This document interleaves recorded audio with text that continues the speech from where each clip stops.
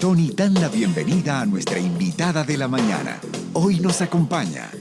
Son las 8 de la mañana con 13 minutos. Estamos en el Corre de la mañana con Diana Verónica y Tony a través de la 105.3 del FM. Pero también en la entrevista con Diana Verónica y Tony, usted la encuentra en las plataformas de audio de Spotify, Google Podcasts, Apple Podcasts, Amazon Music y TuneIn.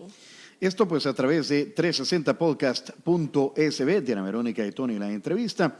Puedes seguir también a 360 Podcast en Instagram y Facebook en @360podcast.sb, en Twitter en @360podcast_sb. Recuerde que la entrevista la subimos todos los días. Dele clic a la campanita para que reciba la notificación cuando la entrevista ya esté arriba. Bueno, y ahora vamos a conversar de una situación que es titular, ¿verdad, Tony? En todos los medios de comunicación, nos afecta a todos, incluso a nosotros, porque parte del grupo pues vive, bueno, ya todas las zonas son de alto riesgo, ¿verdad, Tony? Ya no nos libramos de ninguna zona que no sea de alto riesgo. Sí, y no solamente es el tema de las desapariciones. En las últimas 48 horas se han reportado más de, 30 asesinatos, homicidios, ¿verdad? Y de todo esto vamos a conversar en lo que termina de acomodarse los audífonos. Zaira Navas, ella es jefa jurídica de Estado de Derecho y Seguridad de Cristosal. Así es, sí. Así es. Bienvenida, Zaira. Zaira, mucho gusto. Gracias por tenerte aquí con nosotros. Gracias, muy buenos días a todas las personas que nos escuchan. Un saludo a ustedes también. Siempre es interesante y bonito conversar con ustedes, a pesar de que la situación en el país no es muy agradable o muy bonita en estos momentos, ¿verdad? Pobrecita Zaira, porque cuando la llaman es porque algo está sucediendo, ¿verdad? Y no muy bueno. Ya lo decía Tony, el tema de las personas asesinadas en las últimas horas. Parece que como que suben, porque esto se le atribuye a los pandilleros, ¿verdad? Suben el volumen de los homicidios y lo bajan el volumen a voluntad.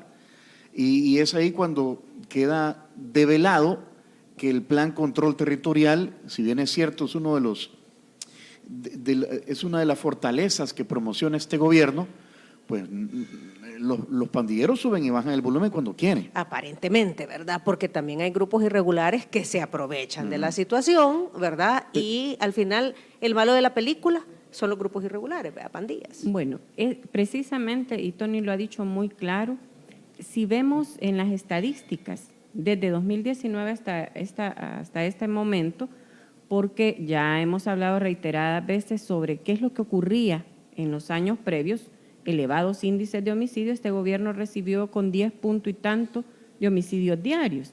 Repentinamente, en el mismo mes de junio del 2019, los homicidios cayeron a 4 o 5 diarios, repentinamente. Esto no tiene ninguna explicación técnica. El Plan Control Territorial fue anunciado a finales de junio de 2019 y lo que vimos es que se ha mantenido durante los últimos 2 años y medio esta baja. Sin embargo, durante estos 2 años y medio también hemos experimentado cada 4 meses, cada 5 meses, un incremento en 2-3 días. Esto ha sido cíclico.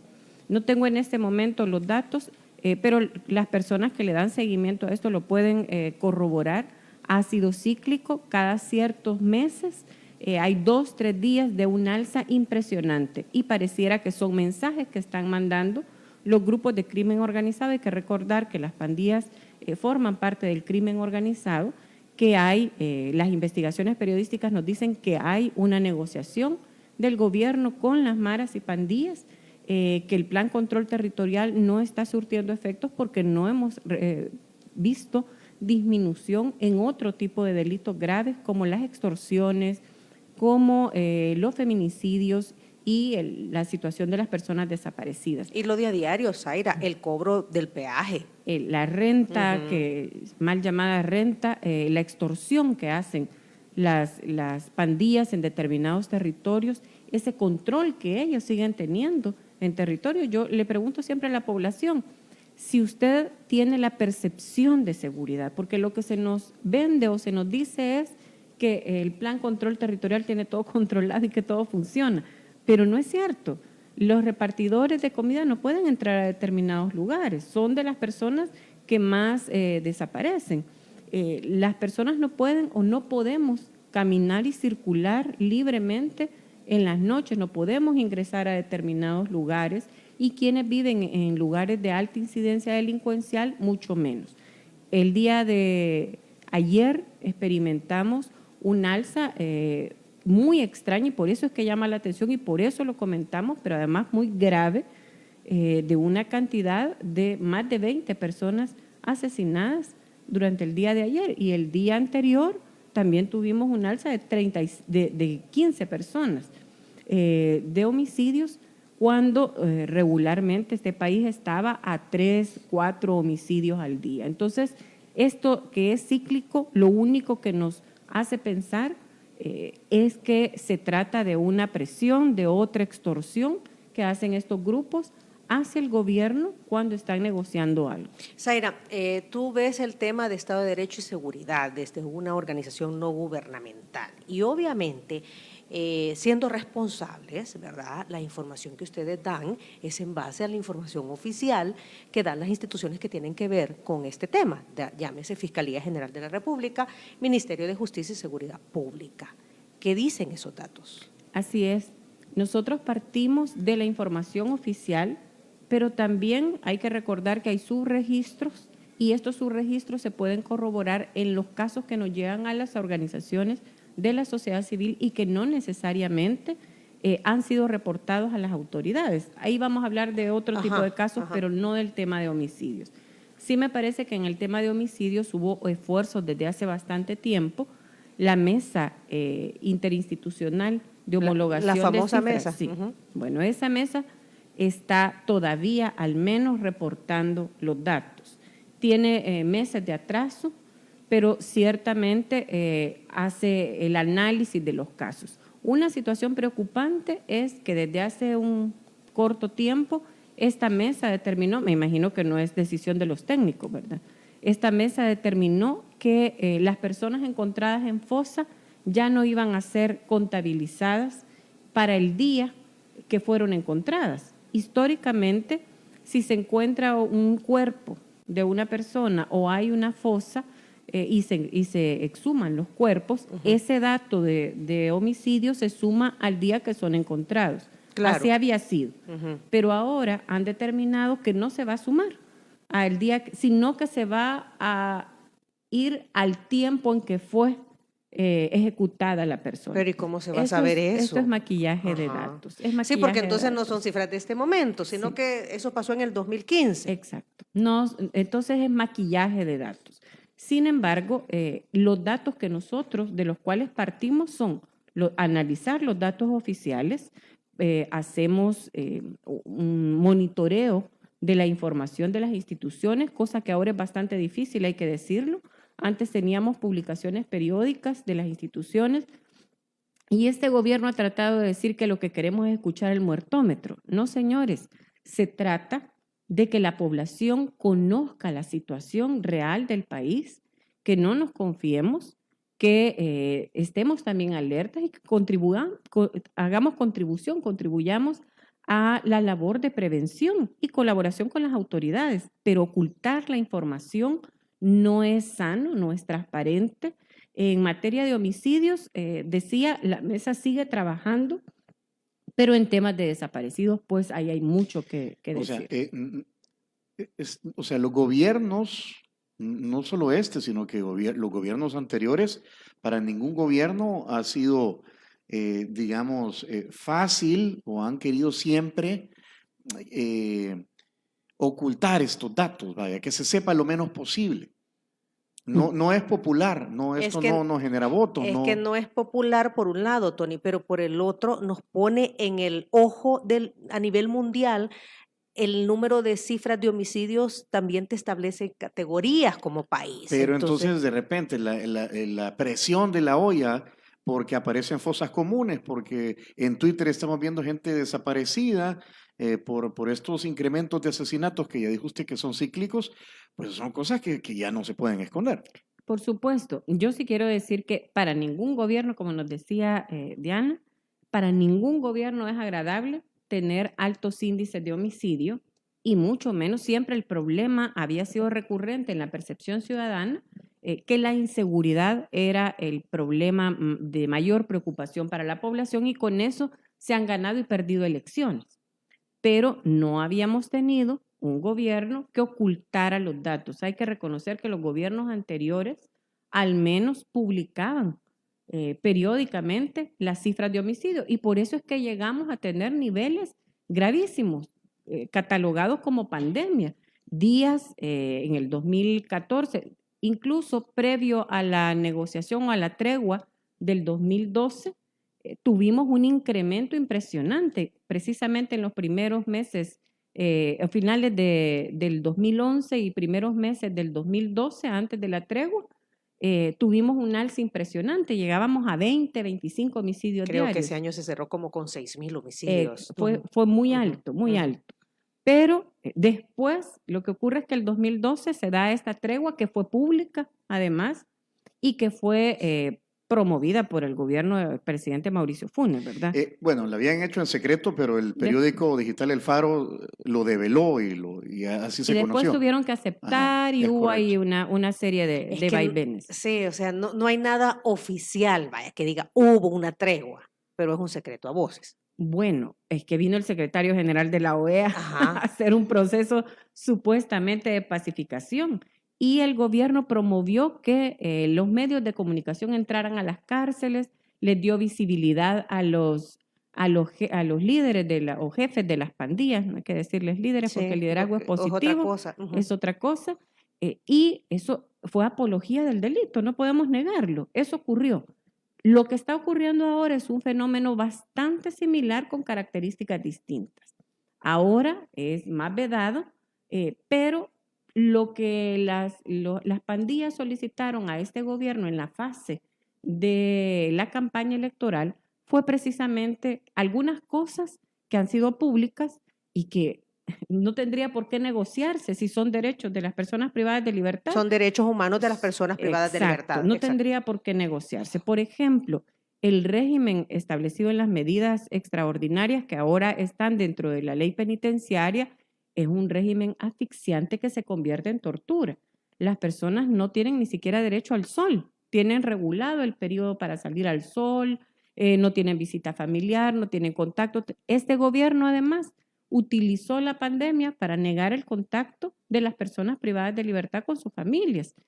Nosotros recibimos casos de muchas personas enfermas que están muriendo dentro de las cárceles por enfermedades comunes, pero que sus familias no tienen conocimiento de esto. Entonces, la negociación o las peticiones de las pandillas que ocurren durante la campaña electoral, por un lado iban encaminadas, y esto ha sido develado también por medios de comunicación, pero también por reportes que nos llegan a nosotros de personas que denuncian algunas situaciones, fue primero pedir la humanización de la vida en la cárcel. Eso ni siquiera debiese negociarse de escondidas, eso tendría que ser un cumplimiento. Un deber ser. Un deber ser. Porque nosotros los hemos suscrito a tratados internacionales que tienen que ver con este tema. Exacto, y las reformas a la ley penitenciaria son contrarias a estas disposiciones.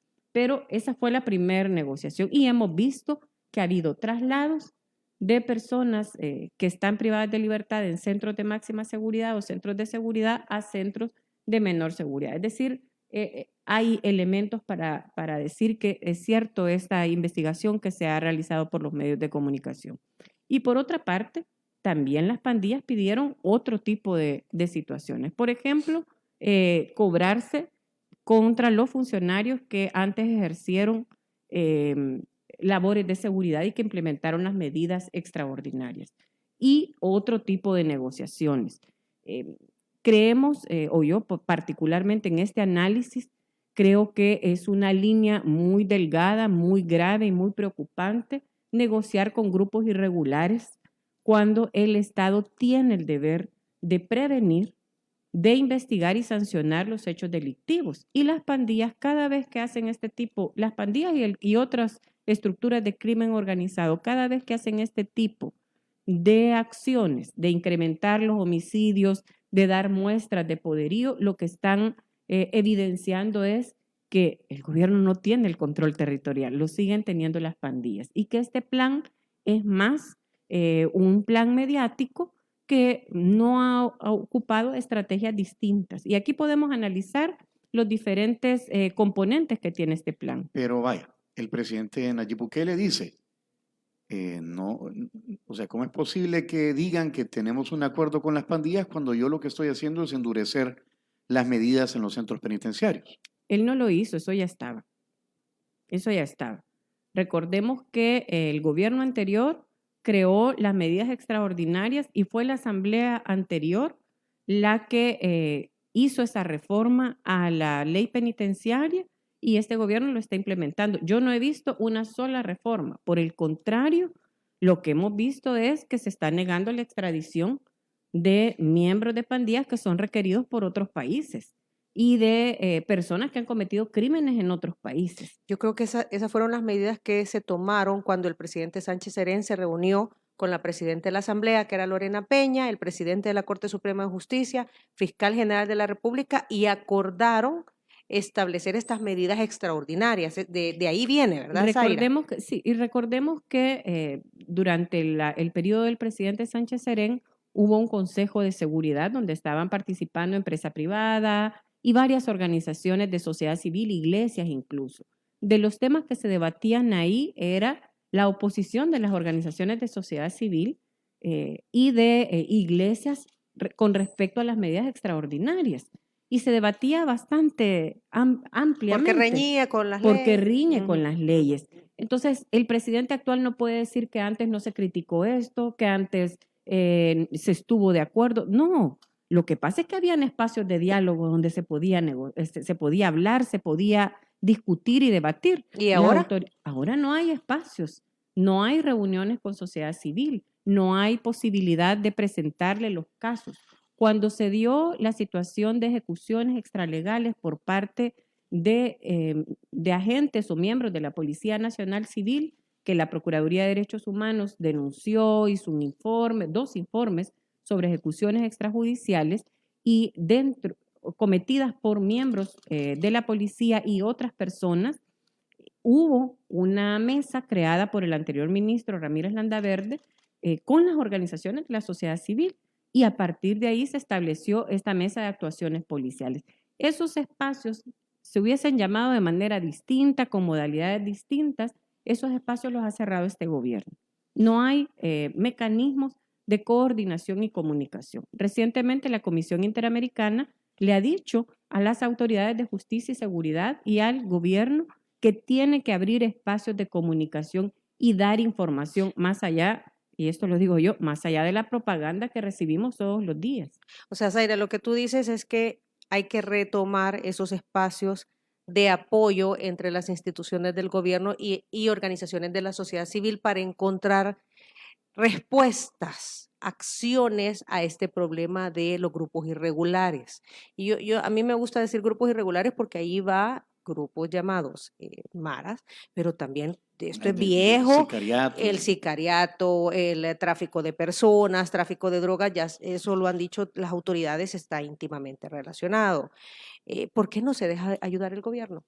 Bueno, es que este gobierno divide a las personas en los que están conmigo y los que no están conmigo. No acepta ningún tipo de observación, de crítica, de propuesta que sea diferente hacia el rumbo que ellos quieren llevar al país, que todavía no lo dicen abiertamente, pero que es claro, ¿verdad?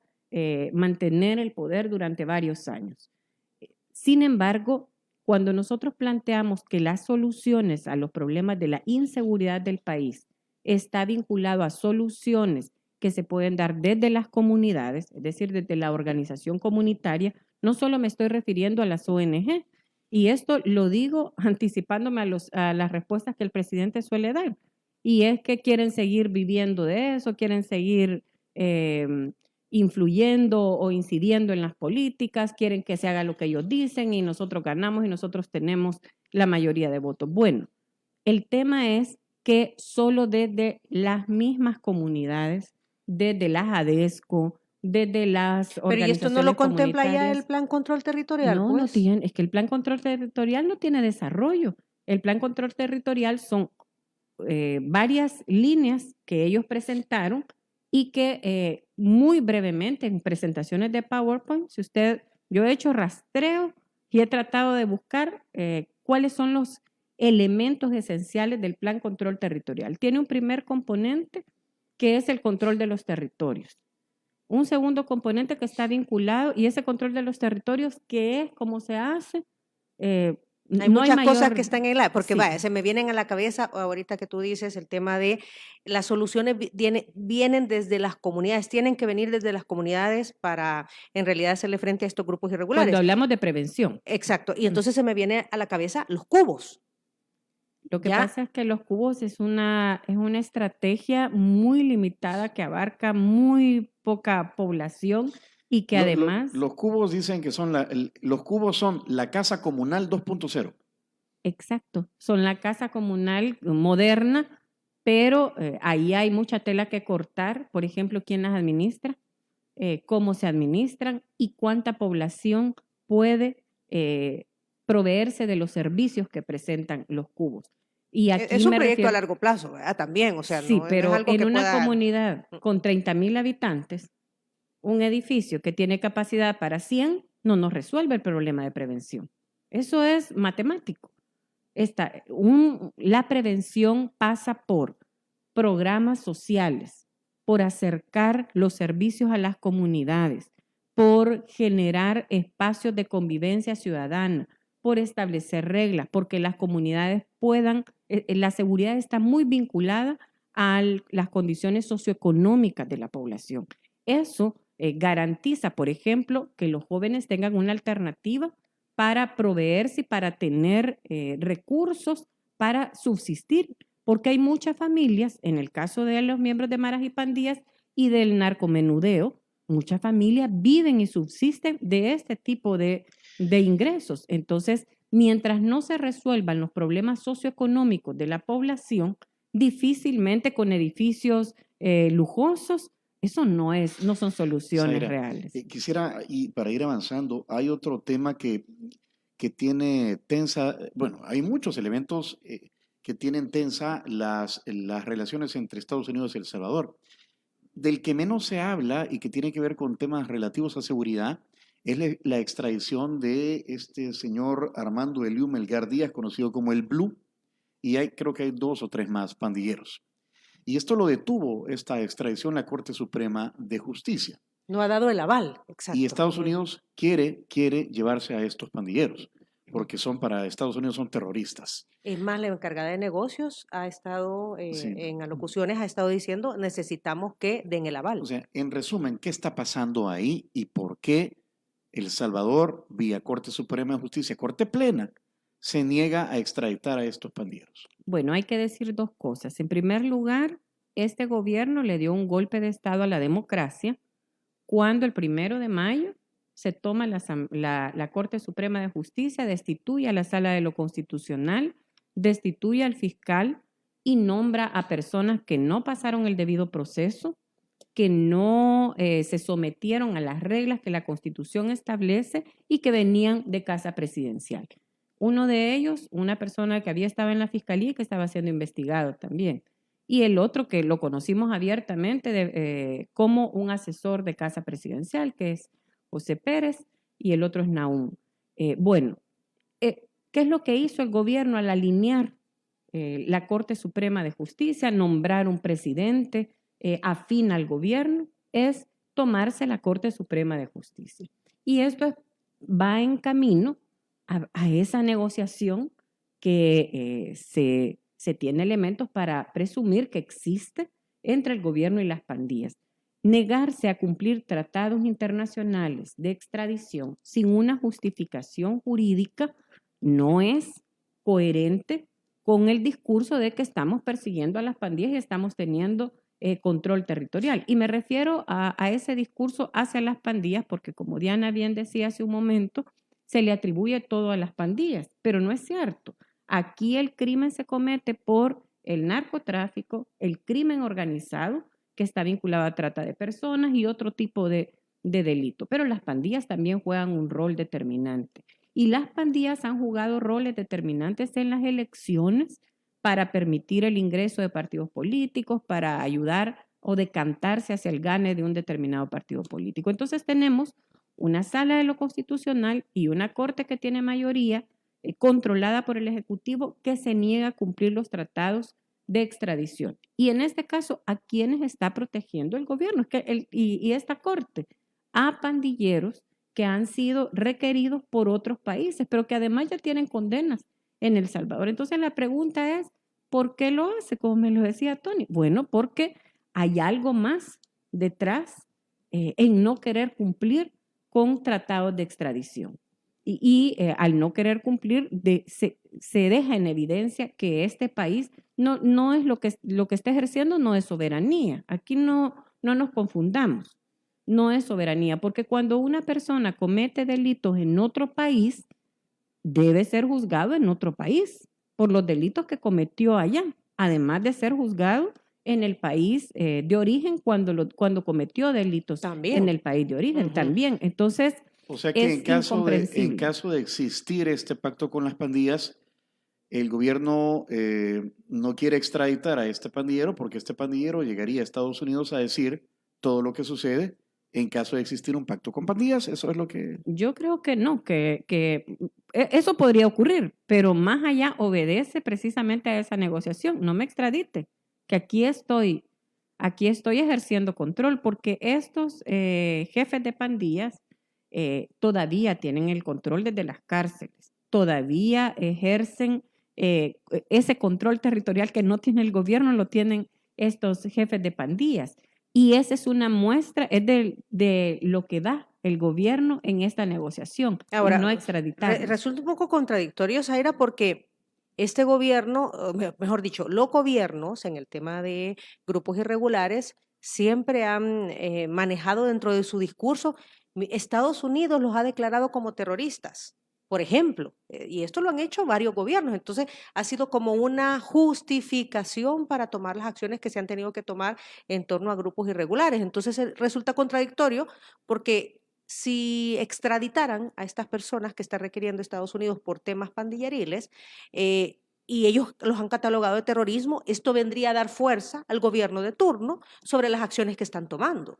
Lo que ocurre es que este gobierno, recordemos, se está alejando de estas políticas muy contradictorias, por ejemplo, que estén negociando con el Fondo Monetario, que haya un refinanciamiento de la deuda, que estén pidiéndole dinero al gobierno de Estados Unidos, pero que además no estén cumpliendo con las normas que impone el que se le pide el dinero.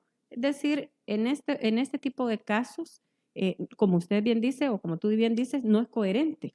Y no es coherente precisamente porque este gobierno, diciendo que está haciendo uso de su soberanía, está negándose a cumplir un tratado internacional, un convenio de extradición con otro país, no está extraditando a pandilleros que además ya han sido declarados delincuentes acá para que sean juzgados en otro país.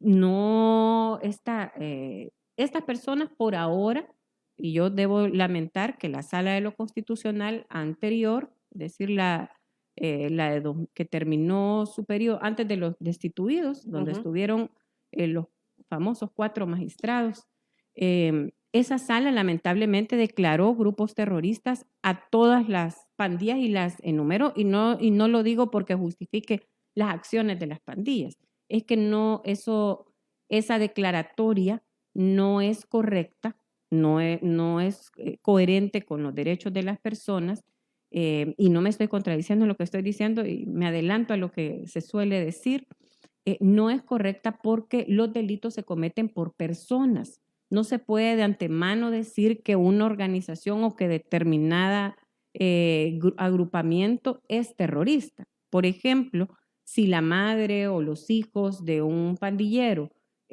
por vivir con él, por relacionarse con él, pueden también ser catalogados como terroristas. Esto lo explico porque ya la Sala de lo Constitucional de ese entonces declaró a las maras y pandillas como terroristas, ¿verdad? Y todo aquel que acepte o que se relacione con maras y pandillas, entonces puede ser juzgado por la ley contra actos de terrorismo. A eso me estoy refiriendo. Sí, lo que pasa, Zaira, que mientras estamos discutiendo esto y tú nos estás tratando de ilustrar, Pues si allá afuera, ayer, ¿cuántos asesinatos hubo? Y si son declarados a las mamás, a las hermanas, a Exacto. las esposas, a los hijos, todo esto no le interesa. Exacto. Y por eso es que yo vuelvo al tema, que una cosa es que sean declarados terroristas o no, el asunto es que están cometiendo delitos. Más allá del tema de si son o no terroristas, los actos que cometen las personas, por ejemplo, y esta ley se aprueba, recordemos cuando fue el incendio del microbús en Mexicanos, un acto de 2011. terror, sí, Ujú, un ujú. acto de terror horroroso. Bueno, entonces ese acto, si fue horroroso, esas personas debieron ser condenadas y procesadas por eso. Sin embargo, insisto, el deber de las instituciones públicas, y en este caso es de investigar, procesar y sancionar a quienes cometen delitos aplicando la legislación nacional, pero también permitiendo que las personas que cometen delitos sean extraditadas hacia otros países cuando cometieron los delitos allá. Y aquí quiero decir que esta sala lo que está haciendo es alineándose con esta política gubernamental de ceder o hacer concesiones a las maras y pandillas. Y tú lo decías muy claro, las familias quieren respuesta. Es decir, no queremos seguir contando muertos, no queremos seguir viendo que no se puede entrar a determinados territorios, no queremos seguir viendo desaparecidos. No nos interesa si son o no son terroristas, nos interesa que se establezca a los responsables, que haya prevención efectiva, que haya persecución criminal, y la persecución criminal es establecer con el debido proceso que estas personas son culpables. Las estadísticas no nos dicen que el número de personas capturadas es igual que el número de personas condenadas.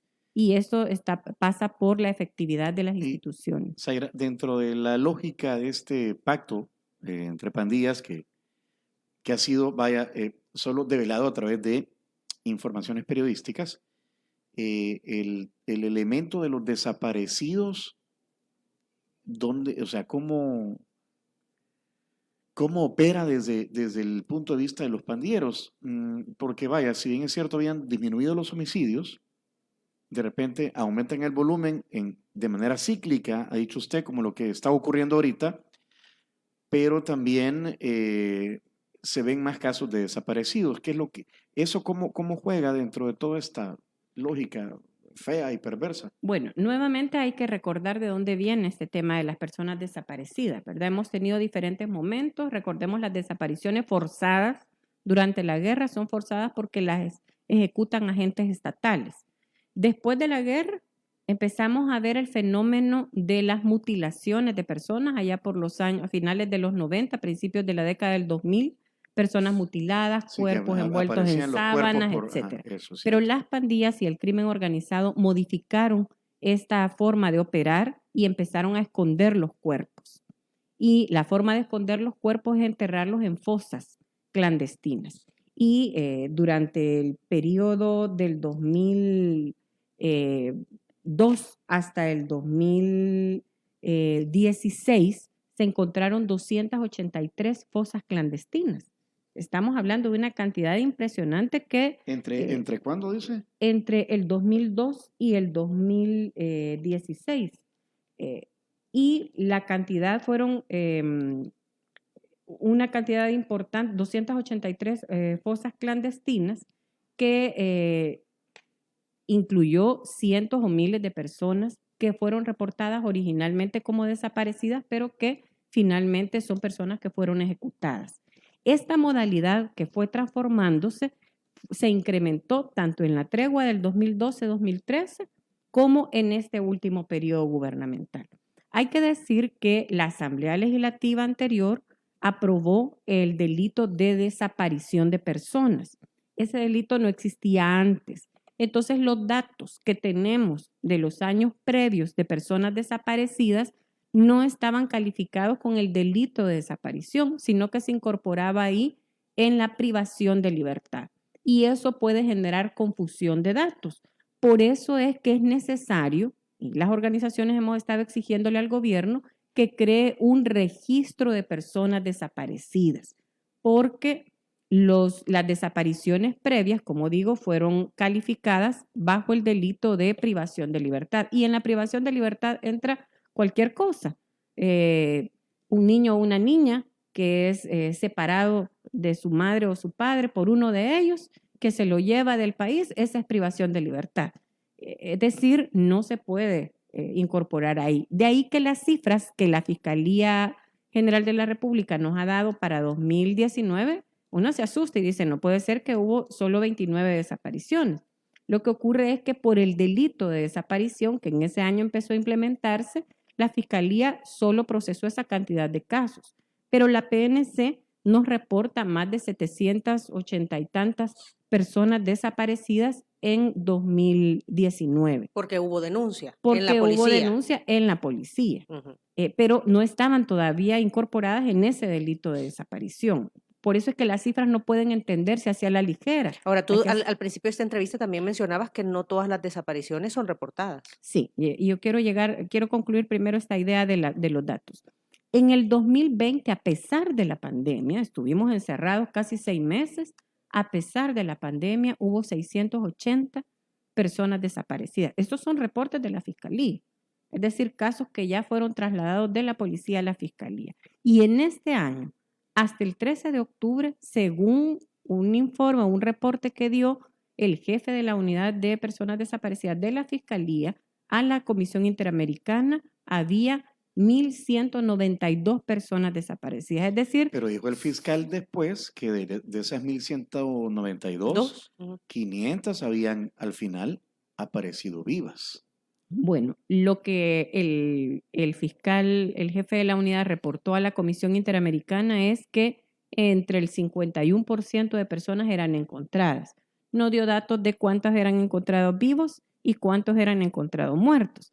Pero en todo caso, si fuese el tema de que el 50% o el 51% son encontradas vivas, estamos hablando que más de 550 personas siguen desaparecidas. Y existe un protocolo que también se elaboró en 2018, que se empezó a implementar y que se está implementando en algunos lugares, que se llama Protocolo de Acción Urgente, conocido como PAU, que establece el proceso que deben seguir las distintas instituciones para la búsqueda de personas desaparecidas. Este protocolo establece las primeras horas que son críticas para la búsqueda. Estas normas que establece el protocolo lleva a que todas las autoridades, la PNC y la Fiscalía, cuando reciben un aviso o una denuncia de persona desaparecida, deben iniciar la búsqueda. No ocurre en todas las sedes policiales ni en todas las sedes fiscales. No es cierto porque nosotros como organizaciones tenemos testimonios desgarradores de víctimas que llegan a poner las denuncias y que no reciben respuesta y les dicen, mire, respuestas como las que dio el director de la policía y el ministro. El director de la policía, cuando se empezó a incrementar el número de personas desaparecidas, dijo, las personas por lo general andan paseando, se van a la playa o van a otros lugares. Mire, esto es una falta de respeto para las víctimas, en primer lugar. En segundo lugar, no pueden concluir que eso es lo que ocurrió cuando no están dando informes de los resultados de las investigaciones. Sí, porque ante una denuncia debería haber ¿cuál fue la conclusión de este caso? Exacto. ¿Verdad? Se encontró en una fosa ¿En qué clandestina, condición?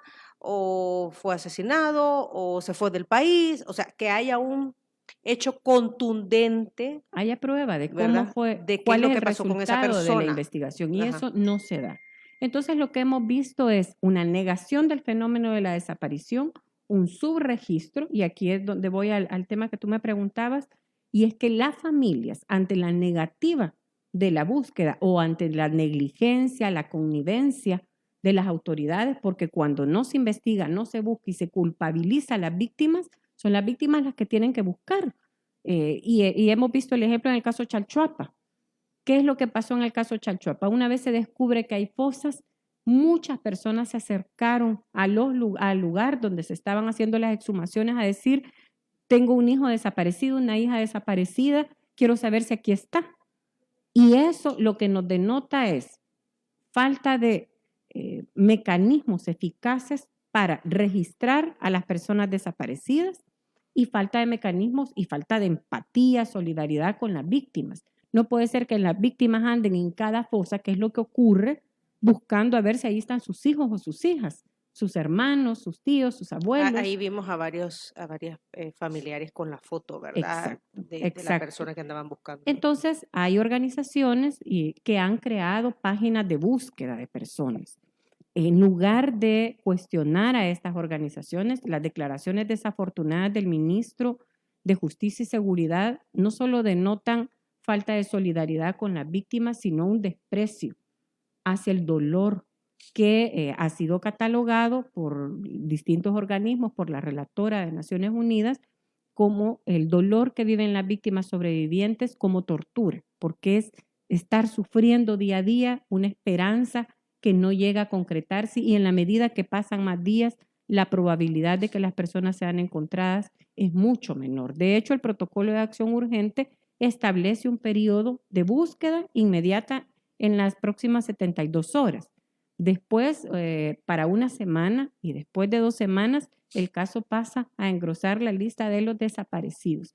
¿Qué mecanismos de búsqueda tenemos para esos desaparecidos? Yo el otro día recibía un caso de una señora que me planteaba: hace 4 años estoy buscando a mis hijos que desaparecieron en Zacatecoluca y he ido a todas las instituciones y al principio las autoridades me tomaron declaración, pero no he vuelto a saber nada de algo eso. leí o algo informamos, no terminé de entender en qué día o a cuánto tiempo dejan de buscar las autoridades. Bueno, ¿En cuánto tiempo? no es que dejen de buscar o deberían O dejar se de buscar. desactiva. Lo que ocurre es que el protocolo establece un periodo inmediato de búsqueda, la Ajá. activación de mecanismos de búsqueda inmediata, que es toma de declaraciones, etcétera. Este es un periodo primero de 24 horas, luego de 72 horas. Luego otro periodo de búsqueda un poquito más amplio que llega hasta 2 semanas. Después de esas 2 semanas, entonces pasa a catalogarse como persona desaparecida y el mecanismo de búsqueda debe ser como persona desaparecida. Lo que no sabemos por ahora es qué mecanismos están implementando para la búsqueda de esas personas que ya pasaron 15 días. Ya pasaron 15 días y ya no están en esa búsqueda permanente. Es cierto, y yo quiero reconocer que cuando se implementa la búsqueda inmediata, a veces se localiza a las personas. Por ejemplo, nosotros hace un año o hace unos meses recibimos un caso de una chica que fue reportada como desaparecida, se hizo la coordinación con la policía en lo local. Quiero decir que nuestra posición no es que toda la policía no funciona, que toda la fiscalía no funciona, no es así. Sí, la gran mayoría colabora, o sea, la gran mayoría hace lo que tiene que hacer. Tenemos excelentes policías y excelentes fiscales. En ese caso, ¿qué es lo que ocurrió? La coordinación efectiva logró y la denuncia en medios digitales. La familia de esta chica denunció en redes sociales a través de una página que existe y un familiar de quien tenía, era una menor de edad, quien tenía a esta persona que era un adulto, reportó el caso a la policía y llegó la policía a recoger a la chica. Se trataba entonces de un estupro y que había sido reportado como desaparecido. Era una menor de edad que se la había llevado un familiar. No, se la había llevado un hombre adulto a su casa. Ajá. Y un familiar de este hombre adulto es el que se da cuenta que están buscando a esa chica, se da cuenta que él la tiene ahí y la policía llega y lo detiene. Es un buen resultado. Pero ¿cómo se hizo la búsqueda? No a través de las páginas oficiales de la Fiscalía, sino a través de una página y de páginas que hay en redes sociales. Hay 2 iniciativas, ahora hay una tercera que se acaba de abrir. Hay 2 iniciativas. La primera, Alerta Raquel, que es creada a partir de la búsqueda de Flor. Recordemos esta iniciativa, Flor. Todavía no hay respuestas para el caso de Flor. Es la mujer que desapareció saliendo de Cojutepeque. Exacto. En esta página recibe casos de mujeres desaparecidas y niñas y adolescentes. Tenemos otra página que también es de organizaciones de sociedad civil o de personas que han vivido el dolor de la búsqueda, que se llama Desaparecidos SOS. Y ahí suben información de personas desaparecidas. La Fiscalía tiene 2 sitios web de búsqueda. El primero es Ángel Desaparecido, que se abrió, que es la misma alerta Amber que existe en muchos países del mundo, se abrió en el periodo del fiscal Luis Martínez. Esta alerta Amber o Ángel Desaparecido ha tenido poco protagonismo en los últimos años. Lo que pasa es que ya no se le dio seguimiento. Es que ese es el Ajá. tema y esa es la denuncia que nosotros hacemos. Como Los era del niños y fiscal ni- anterior, ya no los le niños quisieron. y niñas siguen desapareciendo. La página está activa.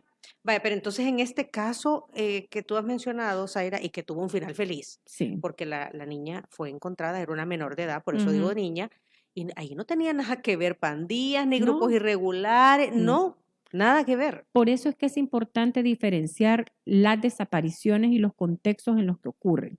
Cuando se trata de desaparición de niñas, adolescentes y mujeres, hay un contexto de violencia machista, de violencia patriarcal, de abuso sobre el cuerpo de la mujer, en muchos casos producida por violencia sexual. Hay previamente violencia sexual. En muchos de los casos, por ejemplo, el de Carla, recordemos, fue un feminicidio. Carla Turcios, Carla, sí, ujú, la periodista de la prensa gráfica. correcto. Ujú. Fue un feminicidio. El responsable reporta primero que ella está desaparecida y luego las investigaciones llevaron a determinar que fue su pareja el responsable de la desaparición y posterior feminicidio de ella.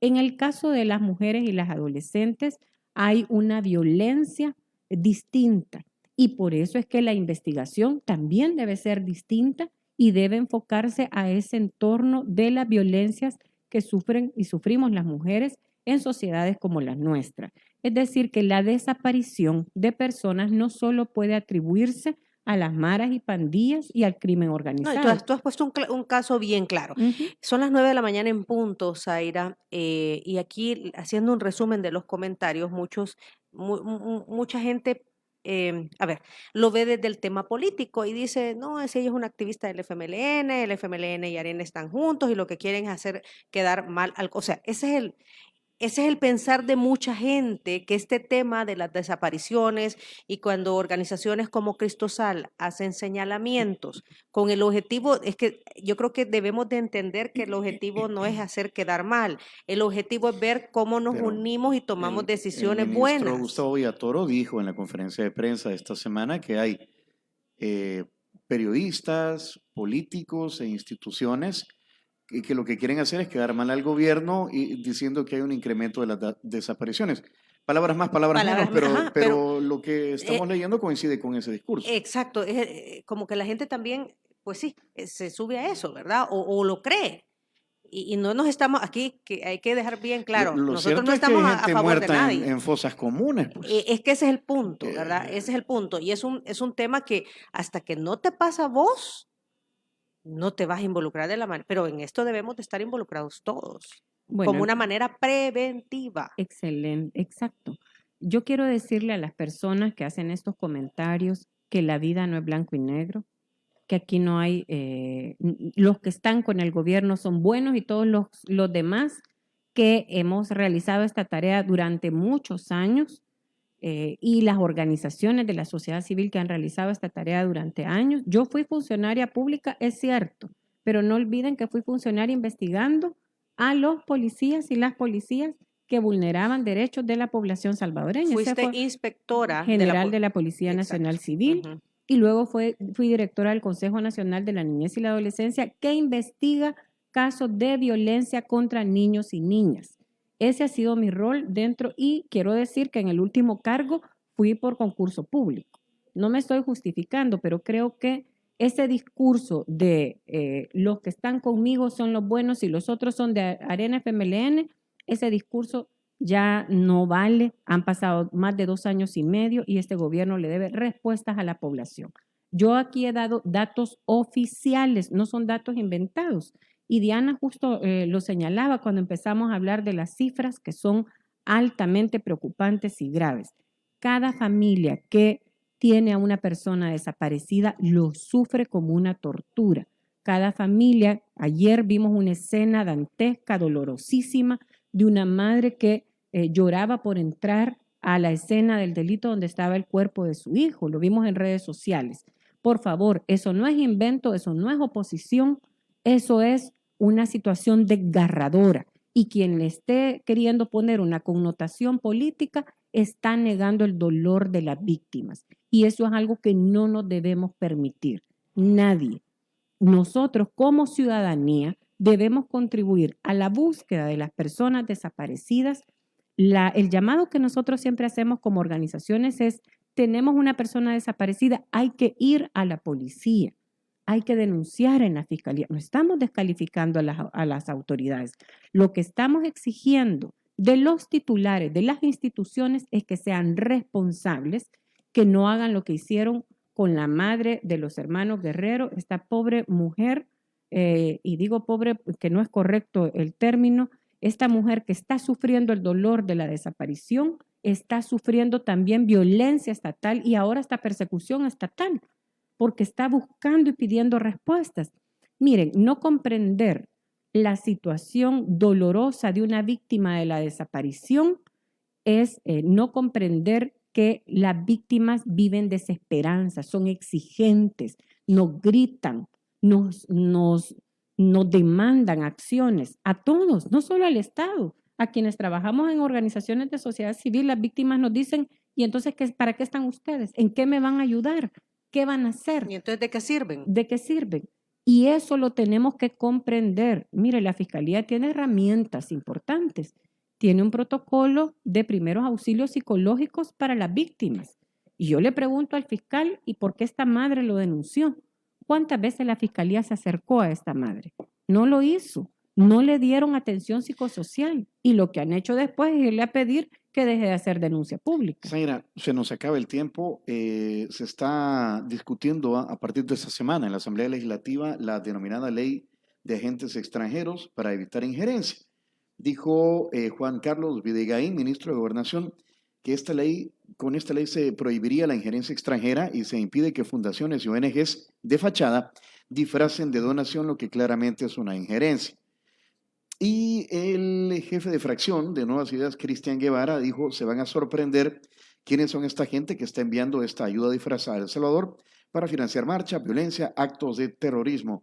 Y en medio de todo esto mencionaron a organizaciones como Cristosal, por ejemplo. ¿Qué responde al respecto? Bueno, Cristosal es una organización que tiene muchísimos años en el país, muchísimos años. Ha trabajado con las comunidades desde hace mucho tiempo, ha tenido siempre cuestionamientos desde los distintos gobiernos. Yo ahora formo parte de esta organización. Recuerdo los señalamientos que tuvo cuando denunciaba el desplazamiento forzado interno, si ustedes recuerdan, en el periodo del gobierno anterior. Esta organización es la que presentó la primera propuesta de ley para el desplazamiento forzado interno y después su propuesta se integró para este tema. No es nuevo que Cristosal sea objeto de cuestionamientos y críticas.